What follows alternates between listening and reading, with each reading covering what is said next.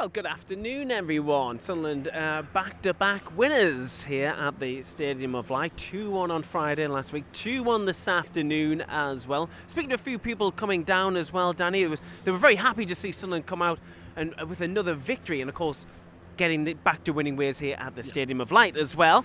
But let's go through the game if we can and talk about the chances from the game. It was a brilliant start, and it felt like it was setting the tone for the afternoon.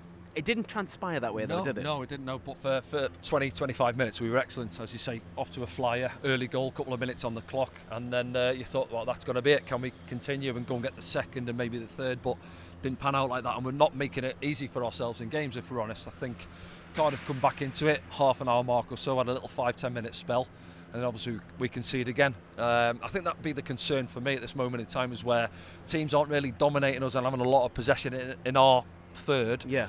But they're scoring. Do you know what I mean? They're getting one or two opportunities and then they're scoring from it. So that's the concern for me moving forward. Obviously, remaining 10 games or so, and then obviously if we end up in the playoffs as well. So tightening up a little bit, because we're not giving too many opportunities away. Well, should we look at the action, Danny? And you can speak about this as we go through, because a lot of these points you're making will be very valid, and the evidence is all here. But it was all about this start, and the crowd really played their part in this. Yeah, no, they could sense it. As I say, I think it was Romain, wasn't it? He picked the ball up early, the first minute or so, and went through two Cardiff players over on that left-hand side and got the crowd going.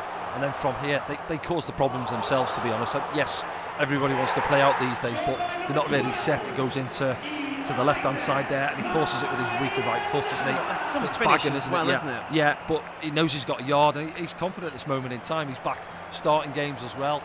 The manager's obviously backed him. He backed him at Sheffield Wednesday, a couple of goals there. And then a couple of minutes in, as we say there, he's off to a flyer, isn't he? And he's just playing with confidence. He's sharp. You can see how defenders don't like to go and engage him, because you see him even 88 minutes on the clock, then he put the burners on like it was the first minute. How does he do it? Horrible. Yeah, you know, if I'm a defender there, you don't want to be isolated against him one-on-one there, because you know he's got the run on you. And Romain, he had a good first half in particular. Yeah, and that's what he was about. You know, he's having to build his fitness up. I think obviously last week it was difficult for him because we didn't have a lot of the ball. It was a scrappy game down at Hillsborough, whereas today we dominated for large periods in the first half especially, and he's seen a lot of the ball on that left-hand side, and he was sort of back to where he was prior to his injury earlier in the season. And they had one or two moments, Cardiff, in the first half, but generally they didn't really sort of dominate, did they, for 10-15 minutes or so. They had a 5-minute spell, and then obviously we'll get onto their goal in a moment. It's coming up now after this strike, so we have this opportunity, and it's a difficult one. It's on his left foot, he's away from goal, and then out of nothing they work it across the pitch. This is the concern. Then Alan Brown has to try and get across. Listen, he's got his arm up in the middle there. It's a big fella, isn't it, Salic, in there? Yeah. I'm not convinced it's a foul. I'd want my goalkeeper to come and command there, punch it maybe. Could Yelda help out a little bit better though? Maybe, but when you see your goalie, whether Anthony Patterson's give the big shout there, you're wanting him to come and deal with it. I think come and punch it, and then obviously it's 1-1, and then that one right at the half, isn't it? Has he been too honest there? Yeah, but listen, you know, fans want to see players to be honest there, but most strikers there, without naming names, they're crafty and they wait for the contact. They've got there before the keeper, so they would say, I've earned the penalty in a way where I've knocked the ball around him, keeper's come flying out, you leave your leg in and he takes your leg, it's a penalty, but he wants to score, doesn't he? He wants to be honest and go and get his second goal, but the angle goes against him once he goes a little bit wider. I think it was Chambers that might have got back on the line, and then here we are. We didn't start the second half well, like we didn't last week at Hillsborough. You know, we got punished down there, didn't we, early on? Callum Patterson got the header, and that one there we get a little bit fortunate, but credit to Anthony Patterson, he's made a good save and tipped it onto his post, hasn't he? And here he goes another again. Example of him. He lost the ball on that occasion. Yeah, listen, I've given man of the match. I think overall he was excellent this afternoon, but he did have a couple of that one there. I think when you've got the run on the defender, knock it past him and back yourself. He tries to chop back onto his favoured left foot and leaves the ball behind. But yeah, overall now it's a headache. It's a headache for the manager. We'll get onto it in a minute. Goal it's the goal 2 now. Yeah, so again, free kick. You know, they'll be disappointed getting back on the bus, Cardiff, from this. You know, we're set up and they're expecting us to put a ball in there, but we just worked it short. And, you know, Isidore's run off the back of the two-man wall, threaded Trey Hume as he threads a ball in behind, and then he squared it. I think it's Gutas that's caught sleeping a little bit on Chris Mepham. And then Chris steps up and gets his first goal for the club. Tommy Watson back on the pitch as well. Good to see. Yeah, good to see him getting some minutes there. You know, he's involved and he's trying to get opportunity here now. He's got to roll it to Joe. Look at Joe there. His reaction, rightly so as well. You know, he's free. Just square it to me. I can take a touch and probably tuck it in the bottom corner.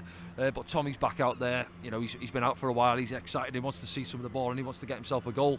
That's the only criticism towards the end there, where we had 2 or 3 counter attacks where we could have wrapped it up and made it a little bit more comfortable in the last couple of minutes, but we've got over the line. We have got over the line. Let's see what happened around the championship this morning and this afternoon as well.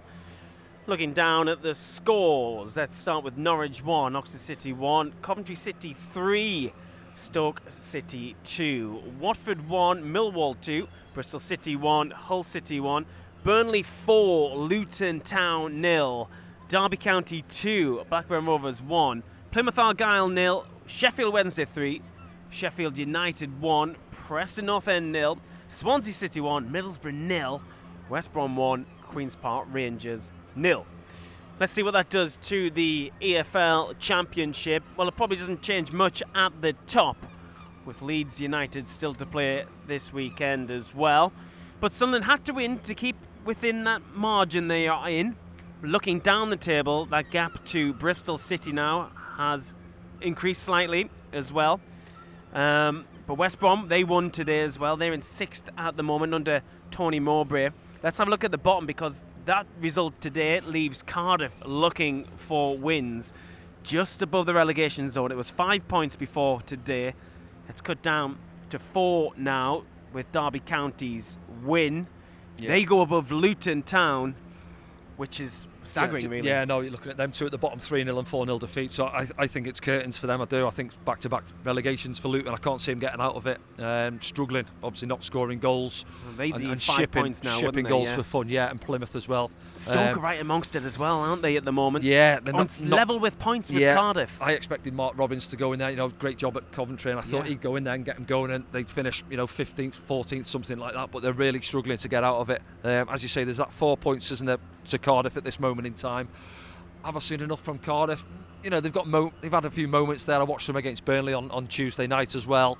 I think they'll be all right. I'd be more concerned at this moment for Stoke, to be honest, dropping the other side of Cardiff.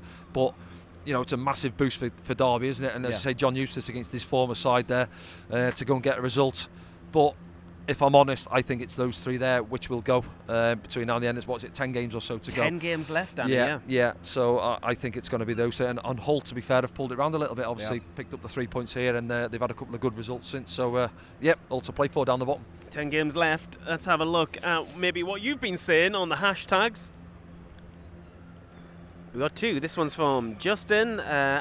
He's at the Temple Bar Pub in Oakville with the North America Supporters Association, and I was very lucky and privileged to do a call with them a couple of weeks ago. It was lovely to meet the supporters branch in North America.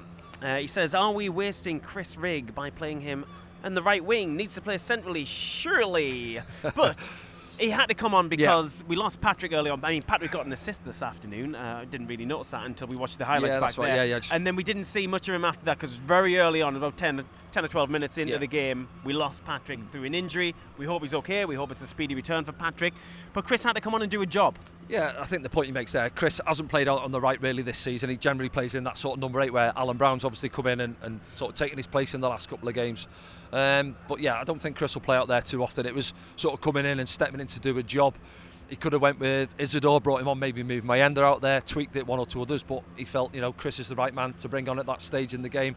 And I thought he actually done well, Chris, when he come on. He was busy, he was involved a lot, and put a good shift in as well, to be fair. So, no, I don't think we'll see him out there too often. As you say, you're hoping it's not too long for Patrick. We're not sure what he's done, but we have got options now. I said he's got a problem, really, if he wants to get his, you're dropping your leading scorer or resting him. However you want a rotation, it's a good word used these days. Well, we're going to need it maybe on Tuesday. Exactly. It's another 3-game week, Danny, isn't it? So but if he doesn't want to go with the 2 up top, then maybe he can play Mayenda out there. Now we look at it today, and he's a threat through the middle, isn't he?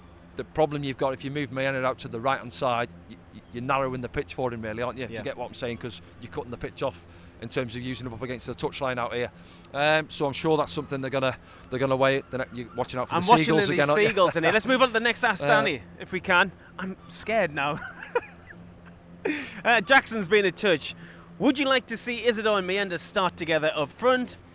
From the cyclone-affected Gold Coast in Australia. Well, I hope everything's all right over there, Jackson. It's been making the news over here as well, the cyclone in Australia. So we wish everyone well, all the Sunderland supporters in Australia. But he makes a good point. And actually, when Wilson did come on, we didn't really see that, did we? We thought momentarily that it was going to be the two, but Sunderland really didn't play that way, did they? They tried to work it through those gaps. Yeah. And I guess when everyone comes here and they put so many people behind the ball, because at that point there was level. Yeah. They just want to shut them shop, don't they? Yeah, and then obviously they went to a back five as well later on. They thought Fish, wasn't it, that come on and. No, I'd like to see the two of them together. I know we played it for 2 or 3 games earlier on. I keep going back to the Portsmouth game with those two linking up for the goal. I think sorry to interrupt you, Danny. It's not necessary that they have to play as a two. Yeah.